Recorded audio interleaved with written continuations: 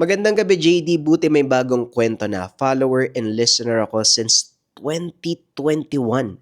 Idol kahapon, May 26, 2026. First year anniversary po namin ng asawa ko. Ruben Alcala po ang name niya. LDR po kami. Nandito ako sa Brunei. Pa-shoutout po. Salamat, Idol. Araw-araw, gabi-gabi kitang pinapakinggan. Lalo na kapag may ginagawa ako dahil mas nalilibang ako. Tapos sa gabi bago matulog, ang sarap kasi sa tenga ng boses mo. Salamat po. God bless. More upload a story po from Brunei. Shoutout sa'yo, Ana Corazon, and happy anniversary sa inyong mag-asawa. Stay strong, kabayan. Sana makauwi ka sa Pilipinas soon. At para naman sa iba nating kabayan na merong pa-shoutout, may gusto kayong pabate, i-comment nyo lang paulit-ulit kabayan hanggang sa mabasa natin yung comments. Huwag na nating patagalin pa. Simulan na ang storya. JD.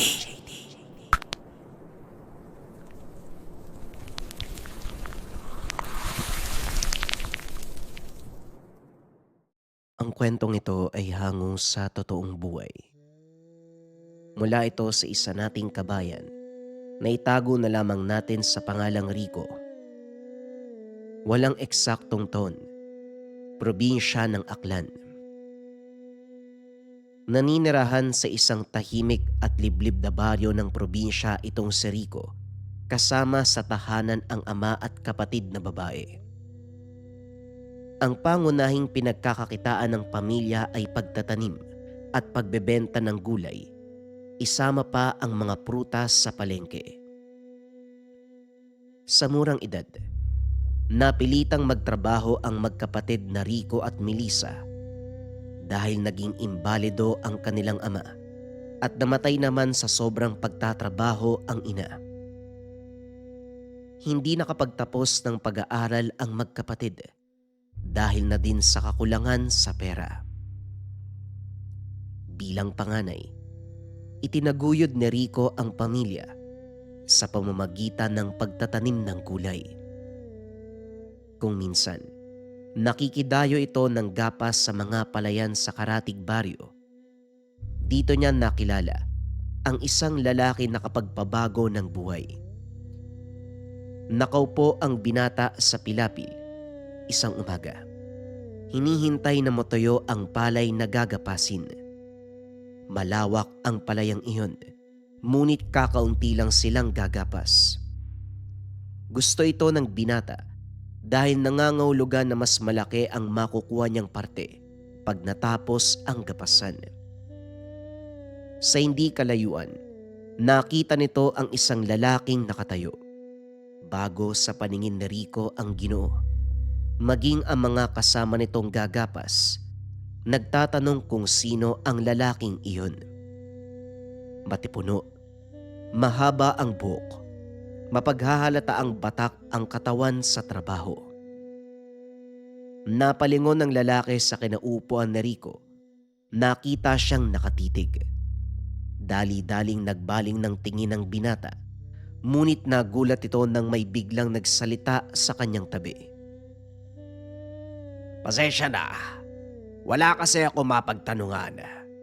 Ayaw yata akong kausap ng mga tao dito. Naliligaw kasi ako, kaibigan. Saan ba matatagpuan ang bahay ni Ka Vicente? Kilala siya dito bilang Kaenteng. Wika ng lalaki. Biglang nag-angat ng tingin ng binata. Nakitang ang lalaking nagsasalita, yung kaninang nakatayo sa gawing dulo ng palayan. Kaya naman pala walang sumasagot sa'yo. Alam mo, yung taong hinahanap mo kinakatakutan dito sa lugar namin. Siya ang kapitan ng baryo. Tugon ni Rico. Ay, ganun ba? Bakit naman natatakot ang mga tao sa kanya? Malupit ang taong yon at talagang walang awa kapag nahuli kang gumawa ng masama. Naupo ang Ginoo sa tabi ni Rico upang makipag-usap. Siya nga ba? Baka ibang tao ang tinutukoy mo kasi ang taong hinahanap ko, mahinahon, halos hindi nagsasalita at napakabait. May ilang katangian kang nabanggit na tumpak sa pagkatao ni Kaenteng. Pero wala sa mga yon ang pagiging mabait. Nasa gawing yon ang bahay ni Kaenteng. Taakin mo lang yung daan sa gitna ng kawayan. Mararating mo ang bahay niya. Bungad lang ng kabisera kaya hindi ka mahihirapan. Ayun! Maraming salamat, kaibigan. Tumayo ang Ginoo. Naglakad papunta sa direksyong itinuro ni Rico. Agad namang nilapitan ng kaibigan ang binata. Oy Rico, bakit mo tinuro yung bahay ni Kaenting? Mamaya may masamang pakay ang tao na yun eh. Ano ka ba, Delio? Ayos lang yun. At kung meron man siyang gagawing hindi maganda, hindi rin makakaligtas ang taong yun kay Kaenteng. Halika na, nagsisimula na yung mga kasama natin, no? Dali-daling tumayo ang binata. Nagsimulang gapasin ang bahaging nasa harapan. Pagsapit ng hapon, naubos na nito ang parte. Dali-daling hinakot ang mga nagapas na palay papunta sa gilid. Nagpatuyo bago isalang sa thresher. Sa kasamaang palad, nagkaroon ng aberya. Nasira ang makina kaya kinabukasan pa maisasalang ang mga ginapas na palay. Sa mga ganong pagkakataon, tinutulugan ng mga tagagapas ang nakuwang parte sa bukid dahil marami ang tusong nagnanakaw nang hindi kanilang pinaggapasan. Dahil malapit lang naman ang bahay sa bukid, nagpa siyang umuwi ang binata para magpalit ng damit at kumuha ng babauning panghapunan. Nagpaalam na din ito sa ama na doon matutulog. Mag-iingat ka, Rico. Maraming loko dyan sa bahaging yan ng baryo. Mamaya mapagdiskitan ka. Wika ni Mang Naldo. Alam ko naman po yun, tay. Kaya nga may dala akong itak eh. Kung sakali mang dumating sila, pasensyahan na lang po kami. Hanggat maaari, umiwas ka sa gulo, Rico. Huwag mong ipagpalit ang buhay mo sa kakarampot na bahagi ng palay. Huwag po kayo mag-alala, tay. Tiwala lang. Wala pong mangyayaring masama sa akin. Sige na po, alis na po ako. Melissa, ikaw na munang bahala dito, ha? Sige po, Manong Rico. Mag-iingat ka, ha? Matapos magpaalam, lumakad na ang binata. Nagpa siya itong dumaan sa kabisera para bumili ng maliit na tabako, gagawing sigarilyo. Habang nagbabantay ng kanyang ginapas. Matapos bili ng mga kailangan ay tumuloy na ito papunta sa bukid. Napadaan ito sa bahay ni Mang Enteng. Nakita doon ang lalaking kausap kanina. Naintriga ang binata kung ano ang ginagawa nito doon. Kaya naman marahan siyang naglakad para marinig ang pinag-uusapan ng dalawa. Alam mo, Pidyo, ikaw ang dapat sisihin sa mga nangyayari. Alam mo namang magaganap ang bagay na yun eh. Bakit hindi mo pa pinagbigay alam sa akin? Wika ni Kaenteng. Patawad, tay. Ayoko lang kasi makabala. At isa pa, problema ko po to eh. Pero ngayon sa takbo ng sitwasyon, mukhang wala na ako magagawa. Kailangan ko po ng tulong nyo. Matagal na akong nagretiro sa ganyang gawaing, Pidyo. Isa pa, marami akong tungkulin sa baryo. Gustuin ko mang tumulong, pero wala din ako magagawa. Pero tay, kapag hindi sila napigilan, maaaring makarating ang mga salot na yon sa baryong ito. Mas lalo tayo magkakaroon ng problema. Kagaya nga ng sinabi mo, Pidyo, problema mo ito, kaya subukan mong gawa ng solusyon. Siguraduhin mong hindi madadamay ang baryong ito sa mga kapabayaan mo. Hindi ako nagpabaya, tay. May mga taong nakialam. Kung hindi nila pinakawalan ng... Sandali lang. May tao. Hoy! Ikaw, iho, anong kailangan mo? Alam mo bang masama ang nakikinig sa usapan ng may usapan? Wika ng matanda. Saka pa lamang namalayan ni Rico Nakahinto na pala siya sa harapan ng bakuran ni Kaenteng. Nakita ang sariling nakikinig sa pinag-uusapan ng dalawa. Dali-daling naglakad ang binata palayo, ngunit tinawag ito ng matanda. Sandali! Saan ka pupunta? Sa bukid po. Magbabantay ng ginapas kong palay. Ganun ba? Halika muna dito. Makakapag-antay ang mga tumpi ng palay. Narinig mo ang pinag-usapan namin simula umpisa, hindi ba? Hindi po ako sigurado, mukhang kalagitnaan na lang po ng usapan ang narinig ko. Napadaan lang naman po ako eh. Napatigil kasi kilala ko po yung taong yan, no? Siya po yung nagtanong sa akin kung saan po yung bahay niyo. Totoo ba ang sinabi ng binatang ito, Pidyo? Pwe, nakakaya ka kung ganon. Sarili mo tatay, hindi mo alam kung saan nakatira. Sinisigurado ko lang na kilala kayo ng mga taga dito. At kung may tutulong sa akin, pasensya ka na, Utoy. Ano nga bang pangalan mo? Rico po, Manong. Ako naman si Pidyo. Ikinagagala kitang makilala. Sabihin mo sa akin, ano ang mga narinig mo? Wala naman pong gaanong kahalagahan. Tungkol lang po sa kung paano kayo naging pabaya. Pero hindi ko po alam kung ano yung tinutukoy ni Kaenteng eh. Nakita mo na, tay. Walang kaalam-alam si Rico sa pinag-uusapan natin. Kaya hayaan mo siyang umalis.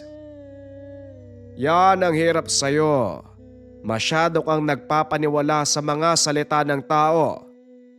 At ikaw naman, sa oras na may lumabas na balita tungkol sa pinag-usapan namin nitong damuho kong anak, ikaw ang mananagot.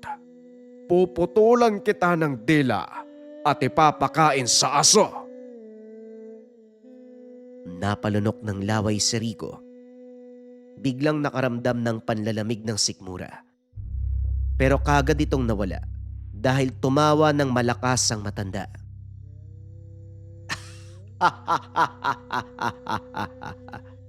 Nagbibiro lang ako. O siya, mag-iingat ka. Medyo madalim ang daan sa gitna ng kawayan. Sige po. Aalis na po ako. Naglakad patras ang binata hanggang sa pinto ng bakuran. Pagkatapos ay kumaripas ito ng takbo. Nakahinga ng maluwag si Rico nang makarating sa kanyang ginapas. Naupo ang binata sa tabi nito at gumawa ng siga. Tulog na ang iba sa mga kasama nitong nagbabantay, ngunit hindi pa dinadalaw ng antok ang binata. Kumuha ito ng tuyong dahon ng duwat, nagbilot ng tabako. Sumandal ito sa tumpok ng ginapas na palay, pinagmasdan ang kalangitan. Hanggang sa may kung anong dumaan sa harapan. Napatuwid ng upo ang binata upang tignan kung ano ang nilalang na dumaan. Ngunit sa sobrang bilis nito, hindi mapagtanto ang wangis ng nilalang. Sa isip na Rico, malamang guni-guni lang. Inamoy pa ng binata ang hawak na sigarilyo para siguraduhin hindi pa nasindihan. Anak ng... Parang pinaglalaroan ako ng paningin ko. Makatulog na nga lang.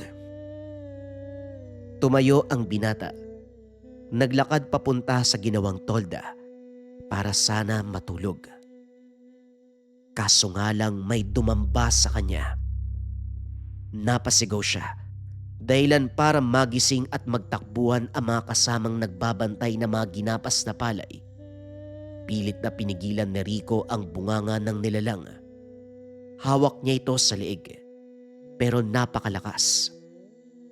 Naramdaman ng binata ang hininga ng nilalang sa kanyang leeg. Sa isip ni Rico, ito na ang katapusan. Pero biglang tumalasik ang nilalang. Isang pares ng kamay ang umalalay sa kanya patayo. Ayos ka lang ba, Noy? May sugat ka ba? Hindi nakapagsalita si Rico. Hindi nito mawari kung anong uri ng nilalang ang umatake sa kanya. Nagmamasid sa paligid si Pidyo hanggang sa muling nagpakita ang nilalang sa gitna ng ginapas sa palayan. Taging figure na lang nito ang nakita ng binata. Malaking nilalang na may katawang tao at ulo na parang sa aso. Huwag kang aalis sa likod ko, Rico. Delikado ang isang to. Saka pa lamang nagkaroon ng lakas ng loob si Rico na magsalita. Ano po ba'y nilalang na yan? Isang uri ng aswang. Ang tawag sa kanila ay mga gabunan. Malalakas sila at doble ang bilis kung ihahambing sa mga pangkaraniwang aswang. Teka sandali, aswang. Umalis na tayo dito. Hindi, Rico. Kailangan kong patayin ang isang to. Dahil kung hindi, mas maraming tao ang mapapahamak. Pero paano mong papatay ng isang yan? Doble ang laki ng pinagsama ng katawan natin, oh. Nagpapatawa ka ba? O sawa ka na sa buhay mo? Kung gusto mo, ikaw na lang. Ako, alis na ako. Wag kang aalis dyan kung gusto mong manatiling buhay. Sa oras na gumalaw ka at lumayo sa akin, makikita ka na ng halimaw na yan. Ilang sandali pa ay dumating si Kaenteng. May dala itong sulo. 2 sibat na gawa sa tanso. Tama ang sinabi ni Pidyo. Mas makakabuti kung mananatili ka at manonood. Dahil sa oras na makita ka ng nilalang na yan, ikaw ang hahabulin niya. Wika ng matanda. Ibinigay nito ang sibat na tanso kay Pidyo at muling umatras. Hinawakan nito ang kamay ni Rico at hinila palayo sa Ginoo. Hindi niyo po ba tutulungan si Manong Pidyo? Hindi mo kilala ang taong yan. Kaya manood ka at lumayo ng kaunti. Baka matamaan ka. Nagtaka si Rico kung ano ang ibig sabihin ng matanda. Ngunit binabuti nito na makinig. Tumayo si Rico sa tabi ni Kaenteng. Pinagmasdan si Pidyo. Itinarak nito ang isang sibat sa lupa, habang ang isa naman hawak sa kanang kamay. Dinukot nito ang kung anong nasa bulsa. Isinuot sa kanyang leeg. Napaihip sa kanyang palad at inihaplos sa buong katawan. Matapos ay pumustura itong inihahagis ang sibat sa kalaban. Ngunit sa isang iglap lang, napunta na ito sa mismong harapan ng nilalang.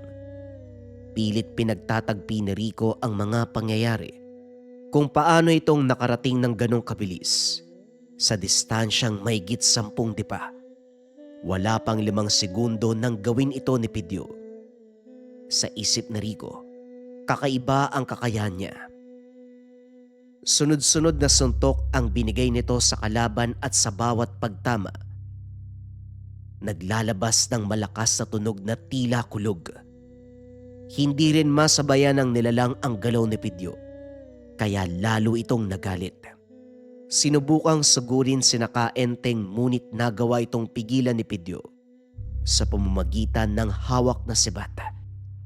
Itinarak niya ito sa katawan ng nilalang. Dinampot ang isa pang nakatusok sa lupa. Sabay bato pa itaas. Yan na ang inang tanim ng kidlat. Tinamaan ng kidlat ang tansong sibat habang pababa ito sa kinakatayuan ng nilalang. Dire-diretso ito sa isa pang sibat na nakatarak sa katawan ng kalaban. Dahil sa lakas ng kidlat, nahati ang katawan ng aswang at tuluyang natupok ng asul na apoy. Manghang-mangha si Rico sa nakitang abilidad ni Pidyo. Ngunit hindi nito natabunan ang katotohanang nalaman ni Rico na may mga aswang na nakarating sa lugar nila. Saan ang galing ang aswang na yun? Paano silang nakarating sa baryo, Kaenteng? Hindi ko rin alam eh. Bakit hindi mo tanungin si Pidyo? Total siya naman ang may pakana nito. Napatingin si Rico kay Pidyo. na noon ay naglalakad papunta sa kanila. Inaya nitong maupo ang binata upang maisalaysay ang totoong nangyari. Ayon sa Ginoo, 5 araw na nakalipas nang bulabugin nito ang baryo ng mga aswang sa kabilang bayan. Ang akala ni Pidyo, pangkaraniwang aswang lang ang mga nakatira sa lugar. Huli na nang malaman niya, ang kanang gabunan ang residente sa nayon. Nagawa nitong patayin ang mahigit 10 ng mga taga roon, kabilang ang anak ng pinuno. Lingid sa kalaman ni Pidyo na tinugi siya ng mga ito. Saka pa lamang nalaman ng malapit na siya sa baryo ng ama. Isang gabunan ang humarang sa kanya, ngunit nagawa itong patayin ng Ginoo. At dahil sa ginawa mo, siguradong malalagay sa panganib ang baryong ito. Ikaw, Rico, hanggat maaari, huwag mong ipagsasabi ang lahat ng nalaman mo dahil magdudulot lang ito ng takot sa iba. Hindi po ba mas delikado kapag hindi nalaman ng mga tao ang tungkol sa kanila? Paano sila makakapaganda? Walang dapat pagandaan dahil kami na ni Pidyo ang bahala sa mga aswang na yon. Gabunan man o hindi, may kainaan sila. Sige po, wala po akong pagsasabihan sa mga nangyari. Pero pakiusap ka, Enteng. Huwag niyo pong hayaang mapahamak ang buong baryo. Makakaasa ka, Rico. O siya, umuwi ka na't delikado dito. Siguradong matutunto na mga kalahi ng aswang na yan ang kanyang kubo. Dali-daling umuwi si Rico. Nangako din si Pidyo na siya ang magbabantay ng ginapas ng binata. Kinabukasan, maaga pa itong bumalik sa bukid dahil naayos na ang makina. Habang nagtatrabaho, hindi inaalis ng binata ang tingin sa paligid, lalo na sa tumpok ng abo na nasa gitna ng palayan. Ang buong akala nila, nasunog lang na dayami ang mga yun. Ngunit sa hindi kalayuan, nakita ni Rico ang 4 na kalalakihan. Malaki ang pangangatawan. Ang ilan ay nakatalukbong ang ulo. Alam ng binata na hindi taga doon sa lugar ang mga lalaki, kaya dali-dali itong nagpaalam upang pumunta sa bahay ni Kaenteng. Ngunit sa daan pa lang, nakasalubong na nito ang matanda. Alam ko na ang sasabihin mo. Nandito na sila, tama? Opo, Tatang. Nasaan po si Manong Pidyo? Nandyan lang sa paligid. O siya, bumalik ka na sa trabaho at huwag kang magpapalata. Muling bumalik ang binata sa trabaho. Ngunit ang isip nito ay lumilipad kung saan. Nang tignan nito ang mga kalalakihan, wala na ang mga ito sa kinakatayuan. Pagsapit ng hapon pagkatapos ng trabaho, kaagad nagpunta ang binata sa tahanan ni Kaenteng. Nakita nito na naghahasa ng itakang matanda, tila naghahanda para sa isang laban. Yung mga lalaki kanina sa palayan, sila po ba yung tumutugis kay Manong Pidyo? Oo, Rico. Kaya mas makakabuti kung hindi ka muna didikit kay Pidyo. Alam ko po yun, pero sa nakita kong ginawa niya kagabi, mas gugustuhin ko na lang na nasa tabi ako ni Manong Pidyo eh. Ang nakita mong nangyari kagabi, maliit na bahagi lang ng totoong kakayahan ni Pidyo. Taglay niya ang bertud ng inang kidlat. Mas malakas kumpara sa kahit anong mutya. Kaya nitong tumawag ng kidlat sa kahit anong kondisyon at pagkakataon. Si Pidyo pa lang ang taong nakakagawa nun. Gusto ko nga pong makita uli yun eh. Payagan niyo po akong sumama, pangako. Hindi po ako magiging hadlang sa inyo. Kung ano man ang dahilan mo, bahala ka. Basta sinabihan na kita. Ako po ang bahala, Kaenteng. Pero nasan po si Manong Pidyo? Nasa likod ng bahay. Naghahanda. Pinuntahan ni Rico ang Ginoo. Doon niya napag-alaman na sa mismong gabing yun, sasalakay ang mga kalaban. Kaya puspusan ang paghahanda ng mag-ama. Dito lang din napag-alaman ng binata na dati palang manunugi si Kaenteng. Nang magretiro ito, pinasa niya ang lahat ng nalalaman kay Pidyo. Kinagabihan matyagang nag-abang ang tatlo. Nakatago si Rico sa likod ng malaking puno. Samantalang si Kaenteng naman, nakalantad sa malawak na bakuran. Ilang sandali pa ang nakalipas. Dumating na ang inaantay. 4 na malaking nilalang, nakamukha ng unang nakita ni Rico. Ngunit naiiba ang isa sa mga ito dahil kulay puti ang kanyang balahibo na siyang nagbibigay ng utos sa iba pang kasama. Sa isip ni Rico, ito marahil ang pinuno ng pangkat ng mga aswang. Sinugod ng 3 nilalang sina Kaenteng. Naghiwalay ang mag-ama upang salubungin ang mga ito. Namangha ng gusto si Rico sa nakitang bilis ng matanda. Maging ang kakaibang lakas nito, nagawang tapusin ni Kaenteng ang isa sa mga kalaban. Kagad tinulungan si Pidyo, ngunit inawat ito ng Ginoo. Ako na pong bahala dito, tay. Sige na ho! Muling itinarak ni Pidyo ang isa sa mga sibat sa lupa, habang ang isa naman ang ginamit sa pakikipagsagupan. Sabay na sumugod ang 2 nilalang, ngunit wala pa ring nagawa ang mga ito. Gamit ang parehong pamamaraan, tinupok ni Pidyo ang 3 gabunan. Galit na galit ang pinuno. Agad nitong sinugod si Pidyo. Hindi naman nagdalawang isip ang Ginoo. Sinalubong ang nanggagalit na puwersa ng gabunan. Nagpang-abot ang 2. Nagbuno. Ngunit malinaw para kay Rico na walang panama ang pinuno na mga gabunan kay Pidyo. Bawat suntok na tumama sa katawan ng kalaban, sumasabog na parang kulog. Makailang ulit din itong hinampas ang pinuno sa lupa hanggang sa tuluyang hindi na makakilos. Saka pa lamang tinapos si Pidyo ang laban. Itinarak nito ang sibat sa katawan ng aswang. Nag-usal ng mga dasal.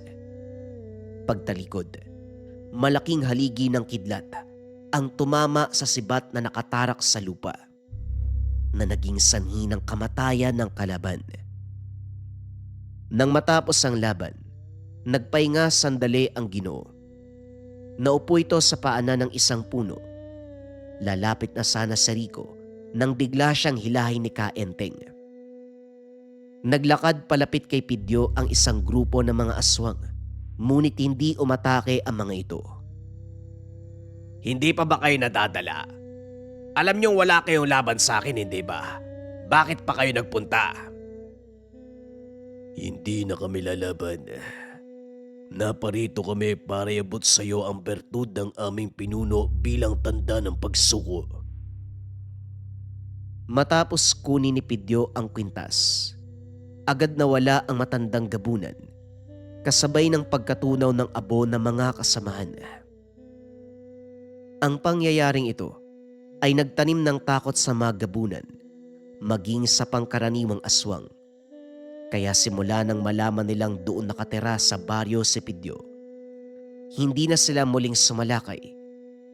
Sa tulong ni Kaenteng at Pidyo, napanatili ang kapayapaan sa baryo. Bumalik sa normal ang lahat. Nakita ni Rico ang sarili na sumusunod sa mga turo ni Kaenteng at Pidyo. At ng mga sandaling yun, buo na ang pagpapasya ni Rico. Gusto niyang maging katulad ni Pidyo, maging pinakamalakas at kinakatakutang berdugo ng mga gabunan.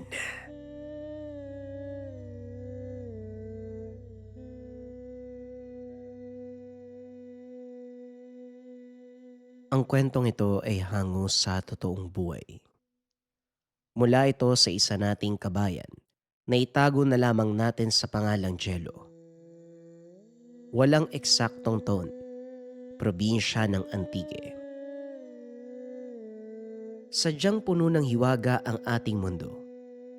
May mga taong kinalulugdan ng mga elemento at kadalasang pinagkakalooban ng mga gabay, kagaya na lamang ng isa nating kabayan. Isinilang sa angkan ng mga babaylan itong si Jello. Bawat isa sa mga kaanak, nakikilahok sa gawain ng angkan. Ngunit tila walang hilig itong si Jello. Mas gusto pa nitong manatili sa kakahuyan, magsibak ng kahoy at ibenta sa bayan. Nililibot ni Jello ang kagubatan para maghanap ng mga kahoy na sisibakin. Dahil dito, tila pinag-adya ng pagkakataon na pasukin ng binata ang pagiging babaylan. Isang araw habang naglalakad, nakita nito ang isang malaking itim na ahas. Nililingkis ang maliit na puting tuta. Akmang lulunukin na sana ng ahas ang kawawang nilalang nang biglang ibato ni Jello ang palakol. Tinamaan ang ahas sa ulo, dahilan ng agarang pagkamatay. Nabitawan ng tuta ngunit malala ang sugat nito. Dali-daling dinampot ang tuta at dinala pa uwi. Tay! Tay! Tulungan niyo po ako. Kailangan nating agapan yung sugat ng tuta. Nakita ko po siya sa gubat eh.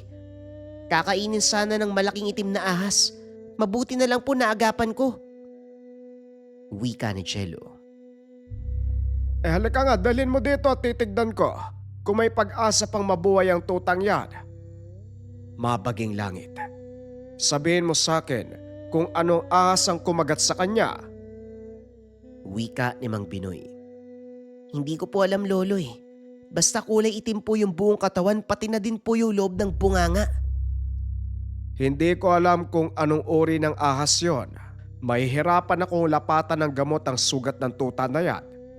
Sabihin mo sa akin, meron bang dalawang matalas na pangilang ahas? Wala po, pero mukhang makamandag siya eh. Nagkakamali ka, Binoy.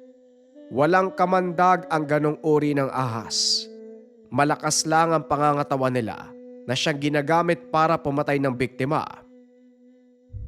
Ganun po ba, pero malubha pa rin po yung pinsala niya. Anong maaari nating gawin? Ikaw ang tatanungin ko, ano ba ang gagawin mo sa ganitong mga sitwasyon? Sandali lang po. Kukuha ng mga lamang gamot para sa sugat. Tatakpan ng sapal mula sa nyug para maiwasan po yung pamamaga. Mahusay. Dalhin mo na at ako nang bahala sa paglilinis ng sugat. Nilinis ng matanda ang bahaging may sugat. Tinahi ang malalaking hiwa. Walang malay ang tuta kaya naging madali para kay Mang Binoy ang pagsasagawa ng operasyon. Ilang sandali pa dumating na si Jello, may dalang mga dahon at pulot. Nakakuha na po ako ng pulot para ipakain sa kanya. Magaling. Mabilis maghihilom ang sugat kapag pinahiran ng pulot. Amin na ang mga dahon na madikdik at mailapat sa sugat. Nagawang tapusin ng matanda ang paggamot sa tuta. Ginawan ito ni Jello ng maliit na tulugan mula sa kahong gawa sa kahoy at doon pinatulog. Tatay, bakit hindi pa rin siya nagkakamalay? Baka po masyadong malala yung sugat, tapos hindi niya na po kayanin. Alam mo, Jello, tatapatin kita. Walang kasiguraduhan ang ginawa nating panggagamot. Nasa tuta na ngayon ang pagpapasya kung nanaisin pa niyang mabuhay o susuko na. Hindi ako papayag, tay. Masyado pang maaga para sa kanyang mamatay. Hindi pa nararanasan ng tutang yan ang ganda ng buhay, oh. Hindi lahat ng nilalang may pantay na pagkakataon. Hindi patas ang mundo, Jello, at yan ang katotohanan. Kaya kung ano man ang mangyayari sa tutang ito, wala ka magagawa kung hindi tanggapin. Ilang araw nagpuyat si Jello sa pagbabantay sa kawawang tuta. Hanggang isang araw, Habang mahimbing na natutulog sa tabi ng kahon ng tuta, may kung anong pumatong sa dibdib niya. Hinawakan niya ito at biglang napadilat nang maramdaman ang makapal na balahibo. Teka, gising ka na? Oo, ikaw nga yung tutang niligtas ko. Salamat naman hindi ka sumuko. Halika na, papakainin kita. Nagtungo ang dalawa sa kusina. Nagulat si Mang Binoy nang makitang karga-karga na ito ng anak. Oh, kumusta ang lagay ng tuta? Eto tay, sa wakas nagkamalay na siya. Gagawan ko nga po ng pagkain eh. Buti naman at ginusto niyang mabuhay. Isa lang ang kahulugan nito, Jello. Pagmamay-ari mo na ang tutang yan. Hindi tay, malaya po siyang umalis kung gusto niya. Pero hanggat nandito siya sa akin, gagawin ko po ang makakaya ko para mabigyan siya ng malakas sa pangangatawan at balang araw, lumaking malusog. Sa palagay ko, asong gubat ang tutang yan. Marami niyan dito sa atin eh. Hindi mo nga lang sila makikita dahil sa kulay ng kanilang balahibo na parang kagaya sa lupa. Pero ibang isang tuwa, purong puti ang balahibo. Kaya nga tay, tapos ang kapal pa. Ang ipapangalan ko sa kanya, Duldul. Kasi kasing lambot siya ng bulak eh. Ilang buwan ang lumipas. Nanatili sa tahanan ng binata ang puting tuta hanggang sumantong ito sa tamang gulang. Bigla itong nawala. Hindi na hinanap ng binata. Oh, nasa na ang alaga mo? May mga dala pa naman akong karne ng usa.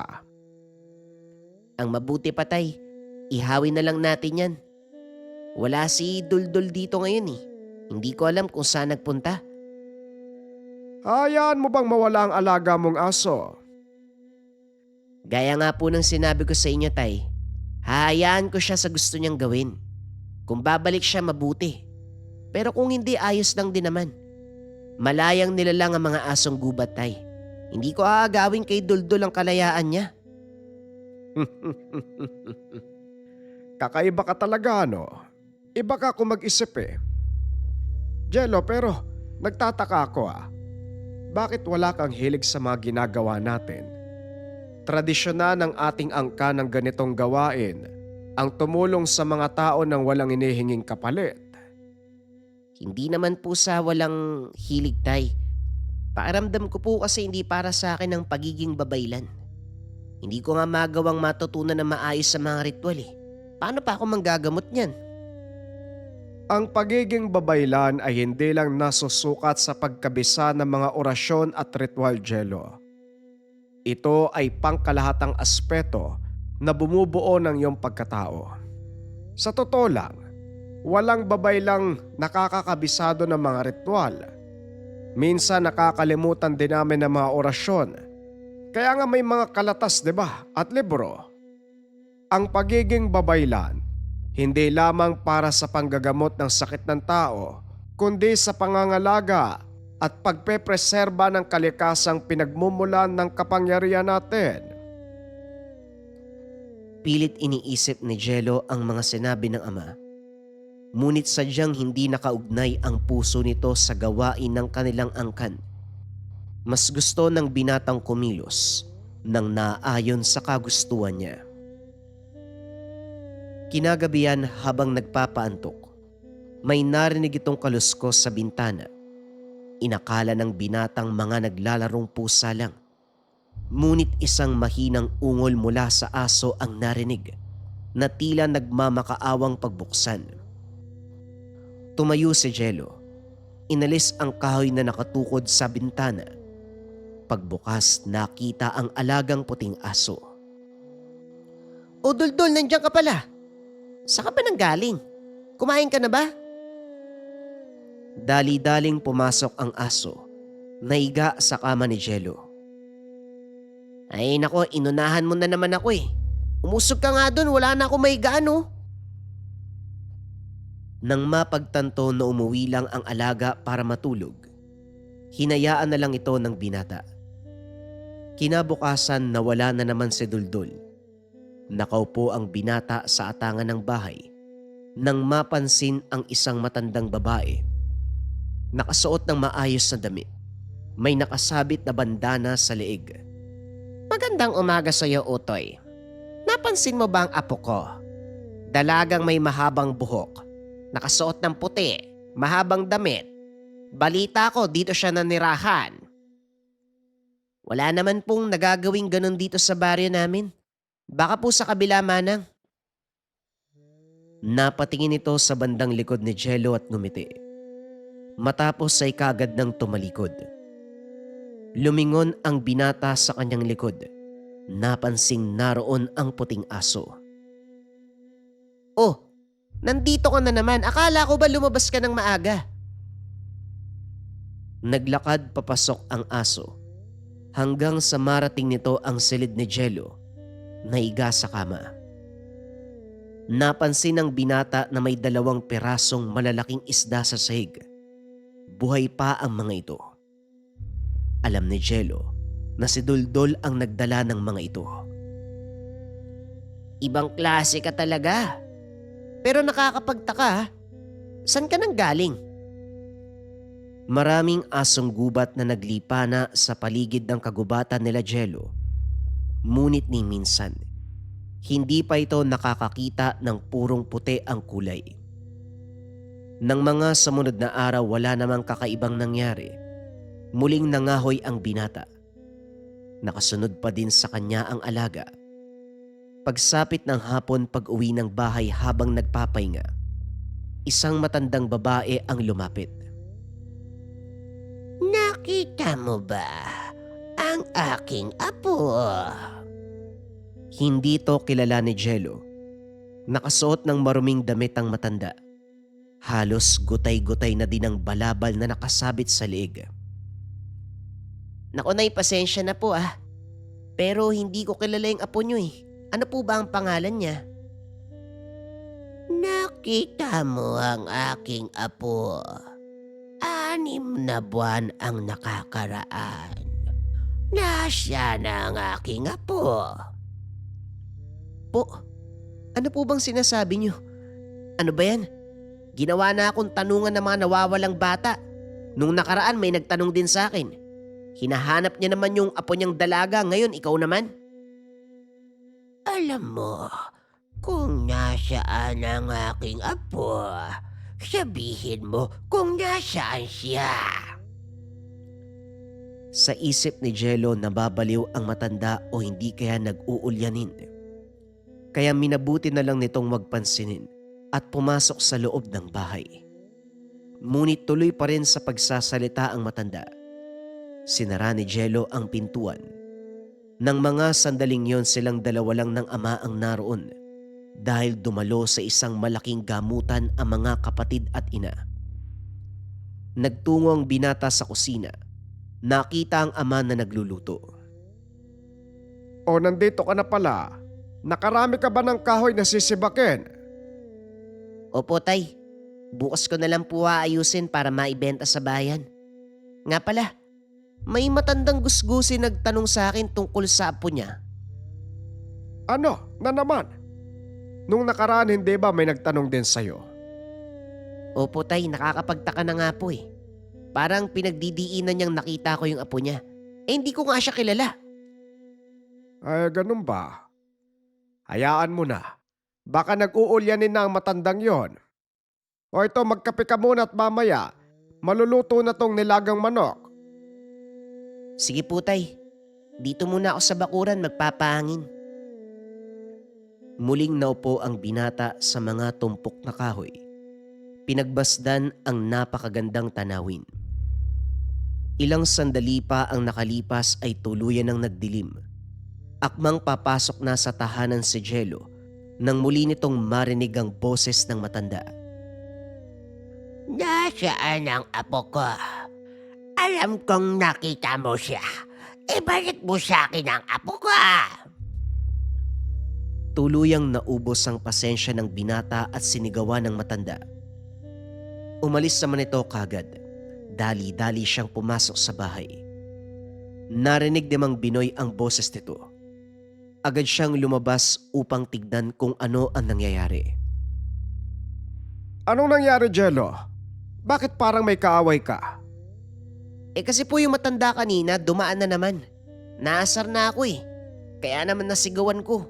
Pero umalis na din siya, tay. Anong umalis? Diyan sa likod mo, may matandang gusgusin na nakatayo sa likod mo. Anak nang, hindi ba talaga titigil ang baliw na to? Nilingon ni Jello ang matanda at muling kinausap. Hindi po ba talaga kayo titigil? Sinabi nang, hindi ko kilala ang apo nyo eh. Kilala mo siya at alam mo kung nasaan ang apo ko. 6 na buwan na ang nakakalipas nang magkita kayo. Pasensya na po nanay pero wala talaga akong ideya kung sinong tinutukoy nyo. Habang kinakausap ni Jello ang matanda, pilit namang sinisipat ni Mang Binoy ang itsura nito. Jello, pasensya na pero malabo na kasi ang mga mata ko.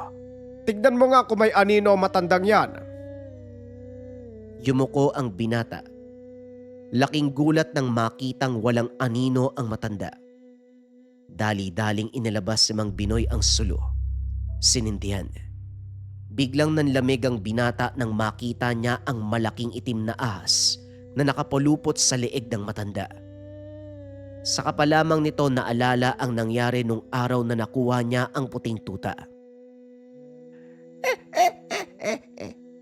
Ngayon naaalala mo na, binata. Pinatay mo ang apo ko. 6 na buwan na ang nakakaraan para iligtas ang isang tuta. Ibalik mo sa akin ang apo ko. Dali-daling hinila ni Mang Binoy ang binata. Inutusan nitong kunin ang kanyang talibong. Agad namang sumunod si Jello. Pagdating sa kwarto, wala siyang makitang talibong. Akmang lalabas na sana pero tinulak siya papasok ng matanda. Sa ngayon, Jello, wala nang matanda. Sabihin mo sa akin kung ano nangyari. 6 na buwan ang nakakaraan. Natatandaan ko na po. Yung tinutukoy ng matandang yun, yung itim na ahas na nakalingkis kay Duldul, nung nakuha ko po siya sa gubat. Napatay ko po yung ahas na yun eh. Isang manunuklawang matanda. Mga aswang na nag-aalaga ng ahas. Ginagamit niya ang mga ito para makahuli ng bibiktimahin. Ang mga manunuklaw, kabilang sa angkan ng mga sinaunang aswang. Sinasabing nag-aalaga sila ng mga ahas. Pinapatay ang kanilang mga apo o anak upang ilipat ang kaluluwa ng mga ito sa katawan ng mga ahas. Malakas na uri ang mga ito dahil maliban sa pisikal na lakas, may kakayahan din silang gumamit ng kulam at barang. Karaniwang nag-aanyong matanda ngunit ang totoong wangis, isang nilalang na may katawan ng tao, nababalot ng kaliskis ang balat. May mga paa at kamay, ngunit may mahabang buntot na parang ahas.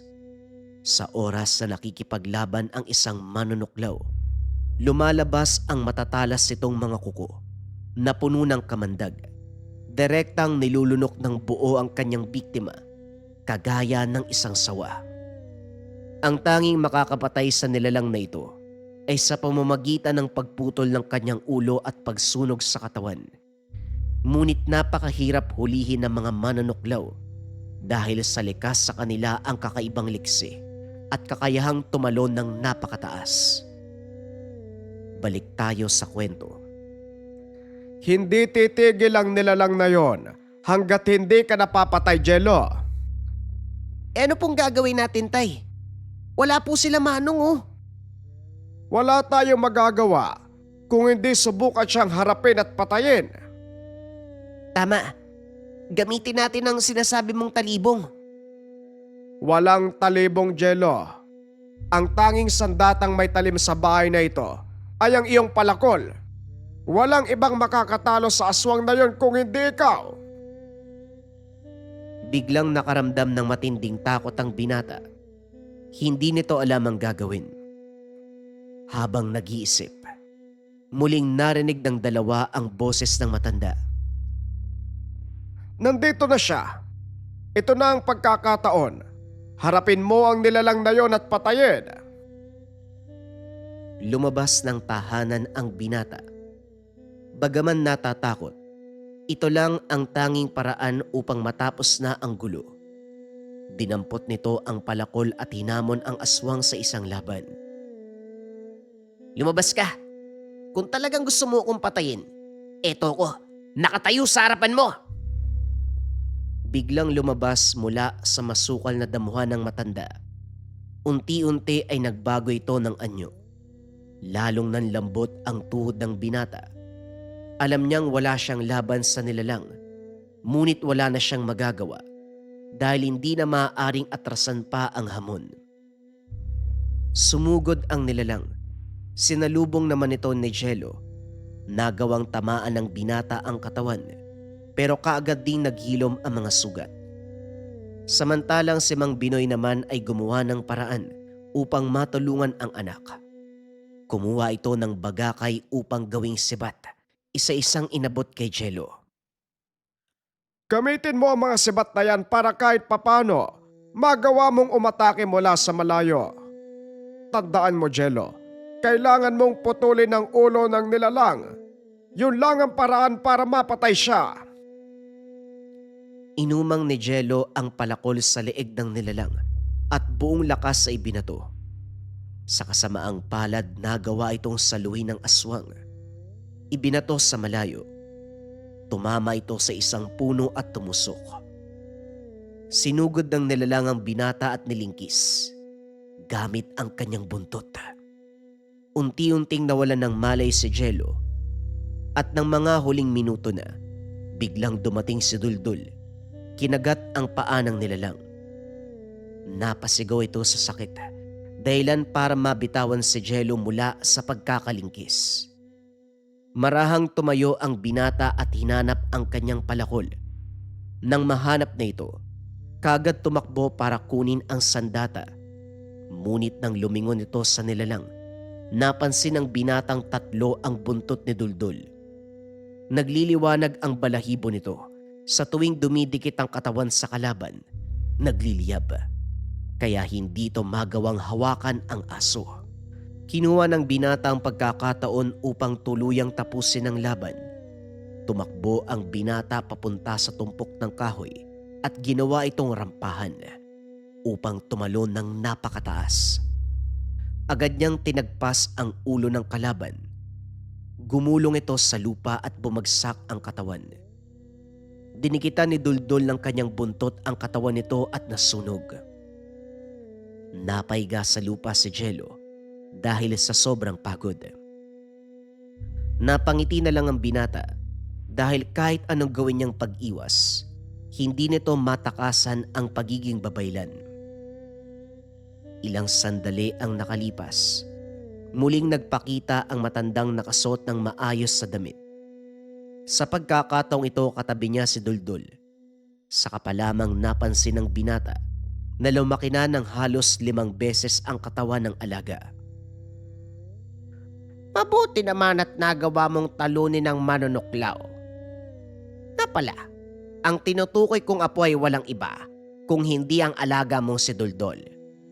Mula kami sa angkan ng mga inkantong aso. Maraming salamat sa pagliligtas mo sa kanya. Oras na para umuwi, apo.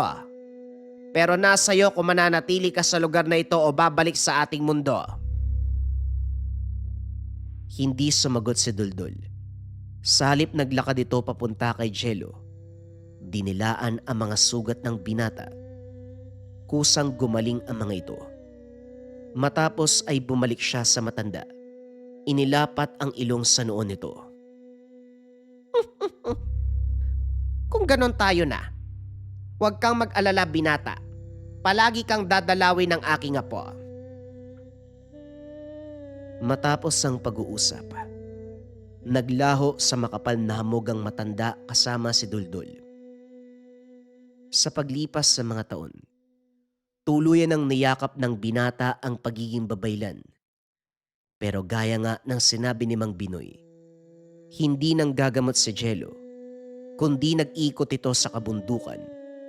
para manghuli ng masasamang elemento na nais magasik ng gulo sa kanilang payapang baryo. At hindi nag-iisa ang binata dahil sa bawat paglalakbay, kasama niya ang kaibigan, kasama niya ang gabay, ang puting aso na mula sa gubat.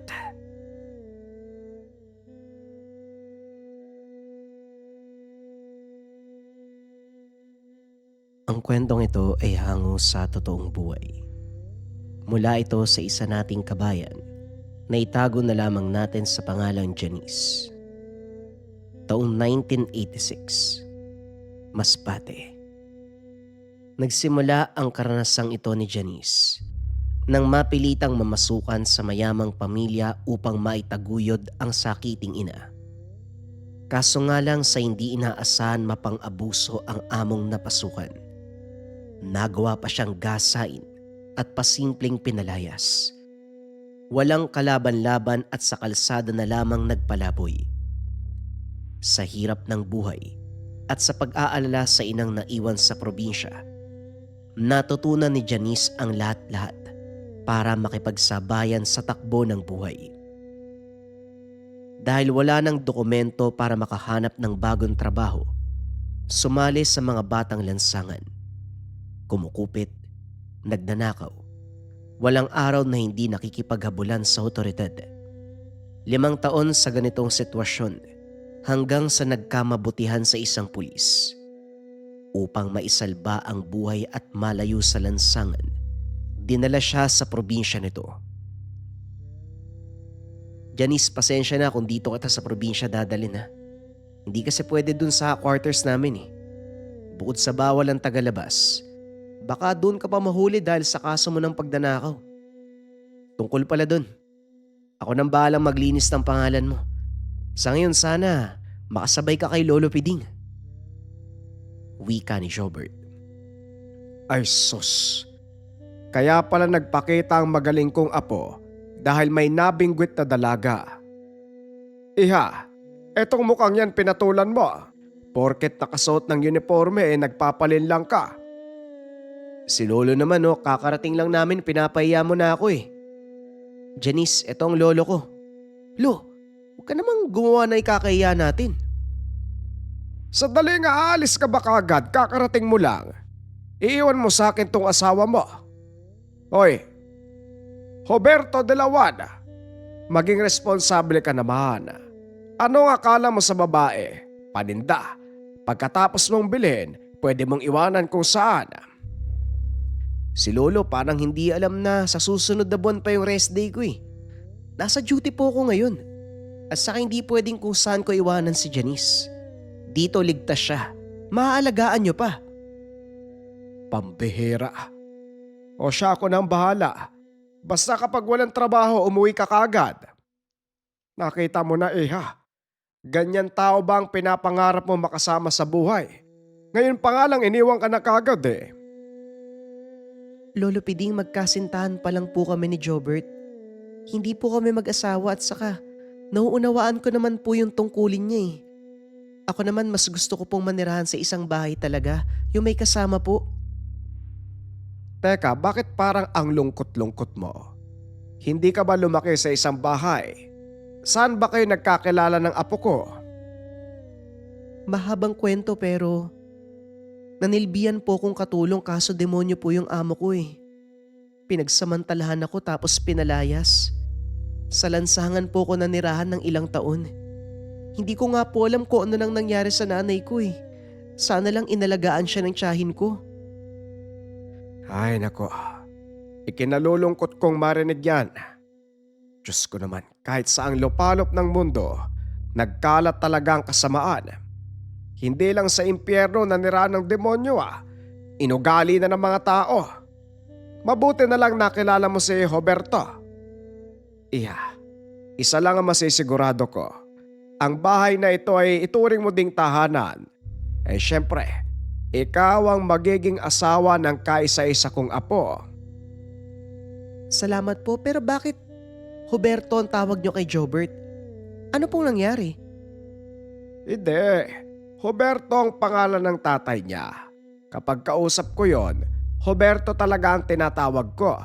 O siya, tama ng daldal. Sakto ang dating mo. Nakapaganda na ako ng pagkain.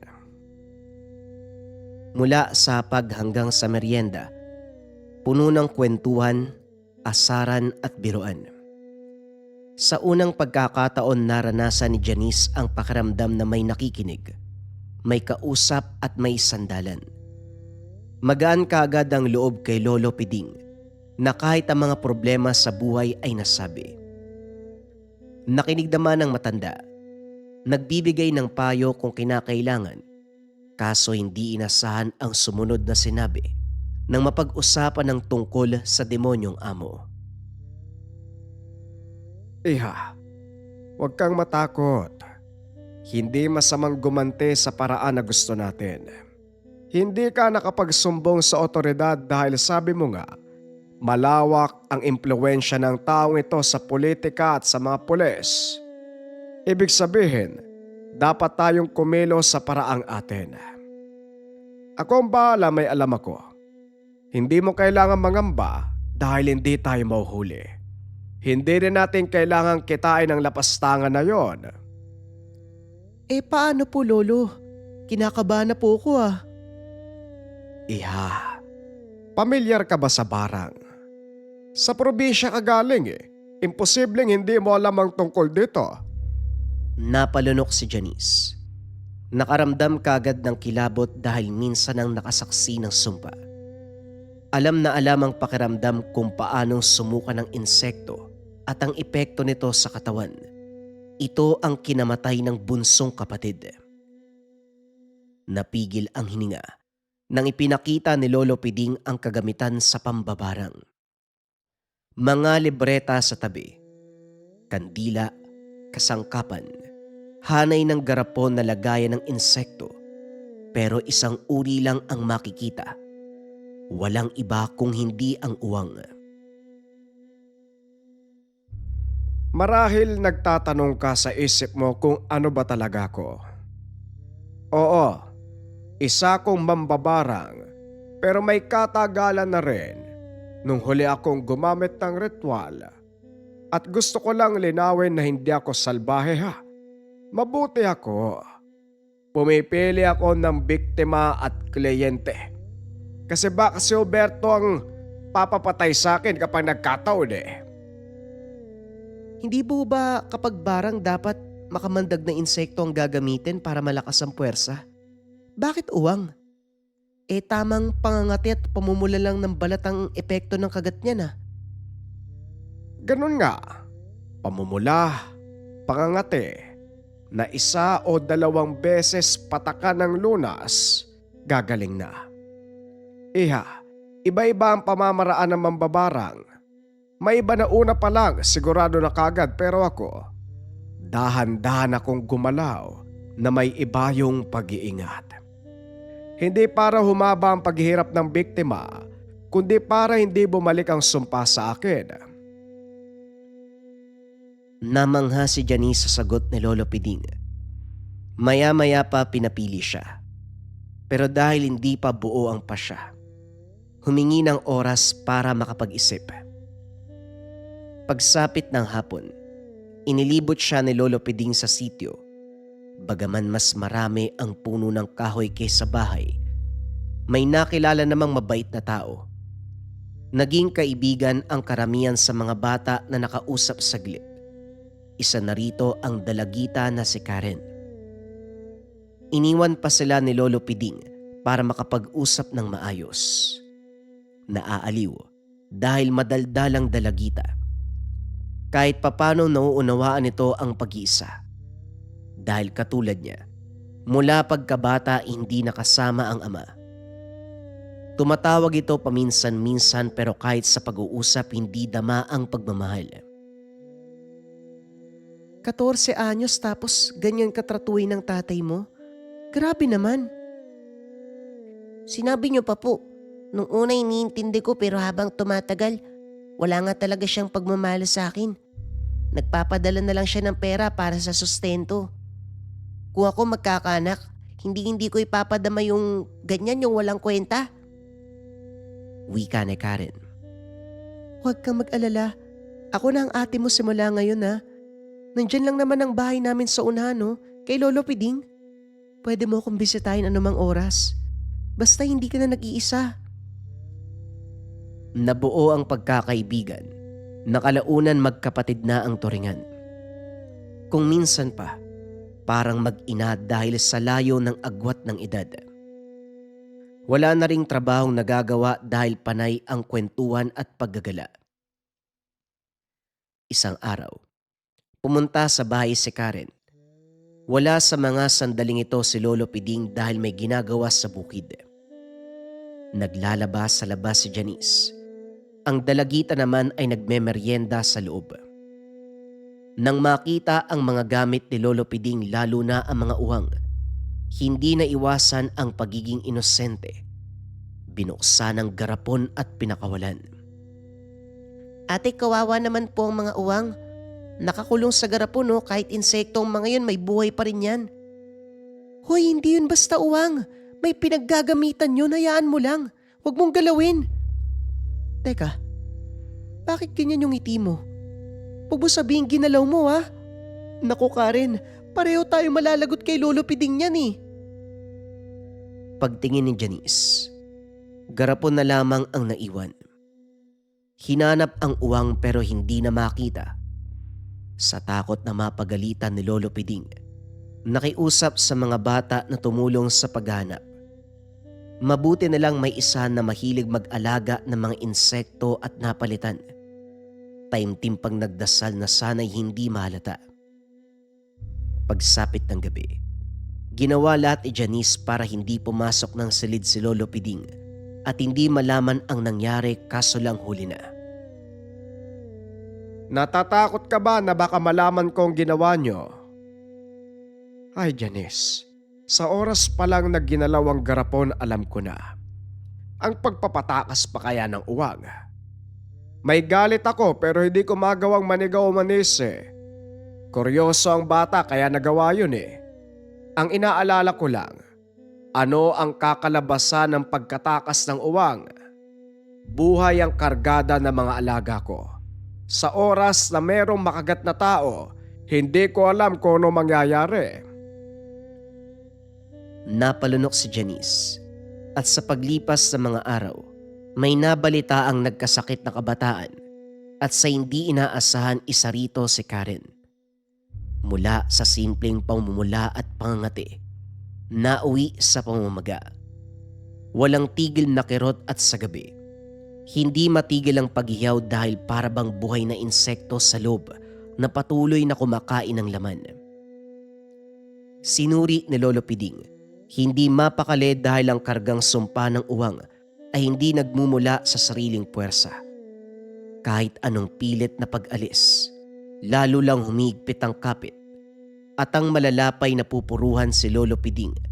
Ang kamay na humawak sa bakas ng sumpa ay namaga. Nakakapagtaka. Pulido ang depensa ng mga alaga ko.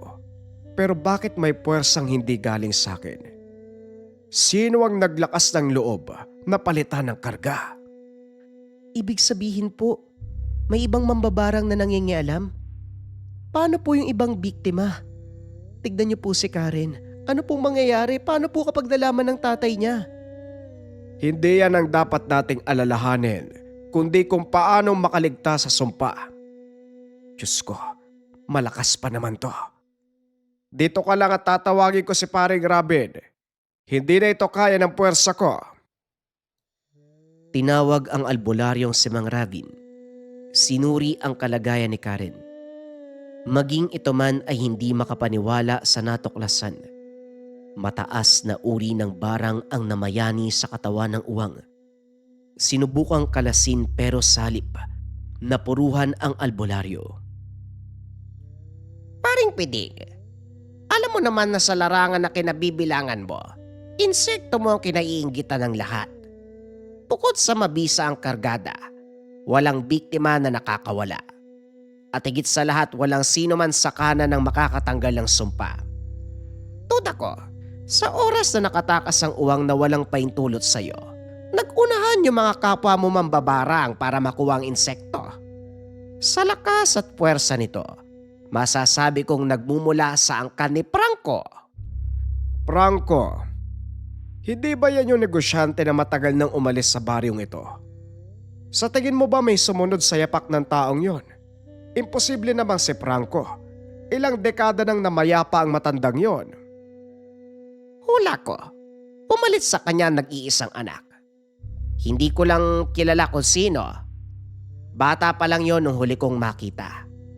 Kahit paslit pa, nakikita ko sa mga mata ang lahi ng mambabarang. Sa ngayon, kaya kong pigilan ang paglala ng sumpa. Etong si Karen na lamang ang riritwalan ko. Mawalang galang na po kung si Karen lang. Paano po yung iba? Iha, may pamamaraan si paring Robin. Kahit si Karen ang lulunasan, maaari nang madamay ang ibang biktima. Nakahinga si Janice. Tumabi na ang dalaga upang masimulan ang panggagamot. Maraming ginawa, pero hirap si Janice na kilalanin dahil sa kakulangan ng kaalaman. Tahimik lang siyang nanonood sa tabi pero ayon sa narinig, mamanarangan ang uri ng barang na tumama sa pasyente. Dasal, orasyon, at mga kasangkapan na ginagamit sa lunas ang inilapat. Sa nakikita ni Janice, unti-unti na ring humupa ang kalagayan, kaso hindi pa rin makagalaw si Karen. Tila paralisado ang lagay na dulot ng pamamaga.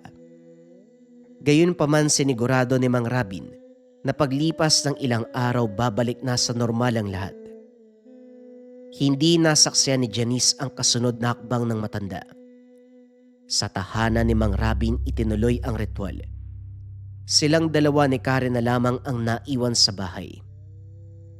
Sa mga sandaling ito, napansin ng dalaga na parabang may umaaligid. Yung tipong wala naman sanang tao pero may nararamdaman siyang presensya. Inakalang dala lamang ng pag-iisip pero habang tumatagal, may narinig na ingay. Mahina, pero ang pakiramdam ay nasa malapitan. Sinubukang balewalain pero hindi umalis sa pandinigang ingay. Umabot sa punto na sinuri ang bawat sulok hanggang sa may lumabas na uwang. Namalayan na lang, nakagat na sa braso. Mabilis ang epekto. Namula, naging butlig, kusang napigsa. At dito naramdaman ang pamamanhid ng buong katawan at malalang pagkirot ng kagat. Napasiksik na lamang sa sulok, humagulgol. Kung hindi dumating si Jobert, walang makakasaklolo.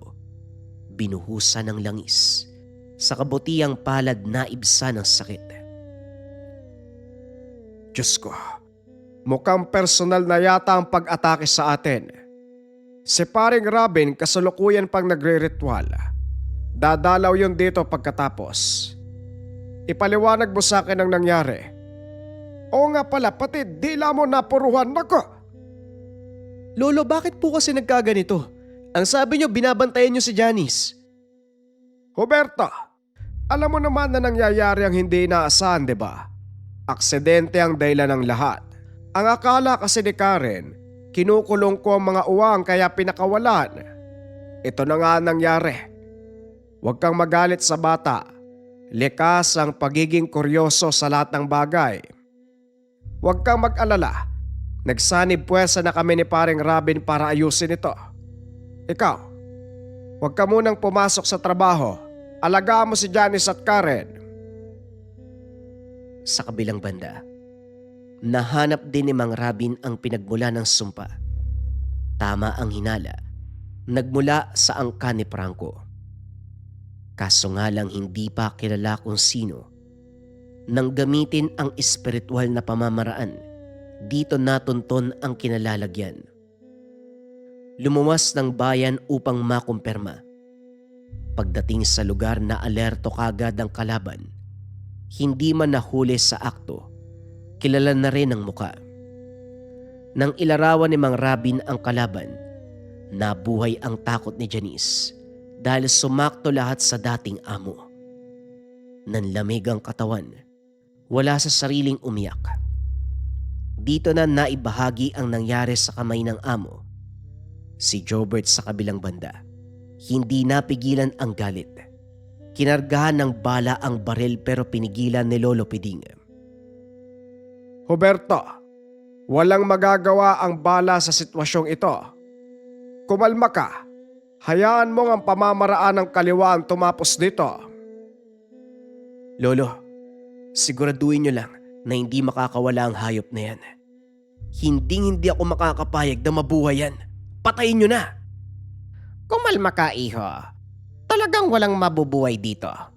Hindi lang sumpa ng barang ang kumapit kay Janice. Tinanggalan niya ito ng dangal, pagkatao at pagkababae. Kakatayin natin sa pamamagitan ng espiritual.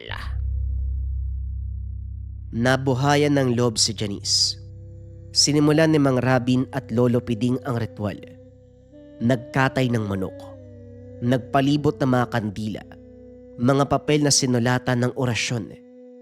Pinahawak kay Janice at Karen. Sa pagsambit ng orasyon ni Mang Rabin, nagsimula ang kilabot. Pakiramdam ni Janice, may umaaligid ng mga insekto. Ang uwang na paglilipatan ng sumpa ay nagsimula na ring mangisay. Ilang ulit nagpalit ng garapon dahil sa lakas ng puwersa'y nawawasak. Nang hindi kayang ikulong, ginamitan ng panali. Sa puntong ito napigilan ang pagwawala ng insekto. Bukod dito napansin ng dalaga ang pagkirot ng sugat. Gayon din si Karen na walang tigil sa pag-iyak. Muling nabuhay ang sugat. Labis ang pagnanana. Maya-maya pa'y nagdurugo. Naisubsob ang muka sa dibdib ni Jobert sa labis sa pagsasakit. Lalong lumala ng tusukan ng karayom ang uwang. 3 tusok. Katumbas sa pakiramdam na animoy nasa bingit ng kamatayan. At sa uling yugto, dito natakot si Janice. Kinakailangan lunukin ang uwang dahil na rin sa kagustuhang matapos na ang paghihirap. Pikit matang ginawa. Damang-dama ang paggapang ng insekto sa lalamunan pababa ng sikmura. Nanatili sa loob ng ilang sandali at lumabas sa gabay ng dasal. Pinainom ng konsagradong tubig. Nagsuka. Pagkatapos sumupa ang kalagayan, presko sa pakiramdam na parang hindi nakaranas ng barang. Lahat ay nakahinga. Tuwang-tuwa pa dahil matagumpay ang ginawang ritual. Lalong nakampante na mag-anunsyo si Mang Rabin. Hindi lang kayong biktima ang gumaling sa sumpa. Malaki rin ang epekto nito sa kalaban na mambabarang. Wala nyo nangyari sa kanya. Patay na po ba? Titirikan na ba natin ang kandila? Higit pa sa kandila ang ititirik. Nasawi ang mambabarang. Dahil sa oras na nilunok nyo ang uwang, may uwang din na nabuhay sa katawan nito. Kung sa inyo inalis ang sumpa, sa kanya kinain ang bawat laman hanggang sa nalagutan ng hininga. Sa madaling sabi nagtagumpay tayo. Nailigtas lahat ng biktima sa sumpa at bilang kabayaran, namatay ang mambabarang. Hindi man natin nakuha ang sagot kung bakit tayo inatake ng mambabarang. Ang importante dito tapos na ang lahat. Ligtas na ang mga nabiktima. Halos mapatalon sa tuwa pero natigilan nang makita si Karen. Humahagulgol ang dalagita matapos ibalita ng tiyahin na nasawi ang ama sa loob ng bahay. Sinamahan ng dalagita na magluksa at sa araw ng libing, lumuwas ang lahat para makiramay. Palapit pa lang sa lugar, kinutuban na si Janice at nang makita ang nakaratay sa kabaong, kumpirmadong na ito ang demonyong amo. Hindi lang inasahan na ito din ang ama ni Karen. Gayunpaman hindi pinaalam sa dalagita nang sa gayoy hindi masira ang pagkakaibigan. At dahil wala na din itong magulang at ang tiyahin ay ayaw mag-alaga, si Janice at Robert ang kumupkup, itinuring na anak. Sa puntong ito, nalinis ang pangalan ni Janice mula sa kaso ng pagnanakaw Malaya na ring kumilos ang dalaga dahil pinagbigyan ni Jobert ang hiling na umuwi ng probinsya at muling makita ang pamilya. Laking pasasalamat sa kasintahan dahil sa oras na nagsimula ang relasyon nila, inasikaso ni Jobert ang lahat-lahat para sa ina. Ano? Kumusta ang pakiramdam mo? Maayos na ba? Hindi ko nga alam kung paano magpapasalamat kina Lolo Piding at Mang Robin eh. Nakita ko kung paano sila lumaban. Hindi nila ako pinabayaan eh. Si Karen, ginawa din nila ang lahat para may paglaban ako at magamot ang sumpa at saka maraming salamat sa pag-aasikaso mo kay nanay. Bakit hindi mo sinabi? Gusto ko itang sorpresahin eh. Si Lolo Piding at Mang Robin, kahit hindi sila pareho ng larangan, si Lolo sa kaliwa, si Mang Robin sa kanan, magkasundo naman sila sa ganyang usapin. At kapag nagsanib ng puwersa, walang makakalaban sa kanila. Nakita mo naman yung nangyari, di ba? Oo nga eh. Ano bang tawag sa ritual na ginawa nila? Kahit ngayon nararamdaman ko pa rin yung paggapang ng insekto sa lalamunan ko eh. Ewan ko, sila lang naman yung nakakaalam yan. Basta magaling ka na. Yun ang importante. Simula sa araw na yun, namuhay ng payapa bilang magpamilya. Sa nangyari, hindi nasan ni Janice na sa ganitong pagkakataon magtatapos ang lahat. Sa pagkakaalala, nanilbihan sa mapang-abusong amo, 5 taon sa lansangan, nagkaroon ng kasintahang pulis, at ngayon ay naging isang pamilya na kahit ang inampong anak, konektado pa rin sa kanyang nakaraan. Isa lamang ang masasabi ni Janice, huwag biruin ang tadhana, huwag na huwag magpapakampante sa mga taong naabuso dahil iba kung kumilos ang kapangyarihan ng karma. Kumusta mga kabayan? Kabayan collectors, if ever interesado kayo sa mga tangan, necklace, medalyon, mga insenso candle, i-visit lang ang www.lekamerchandise. Maraming salamat.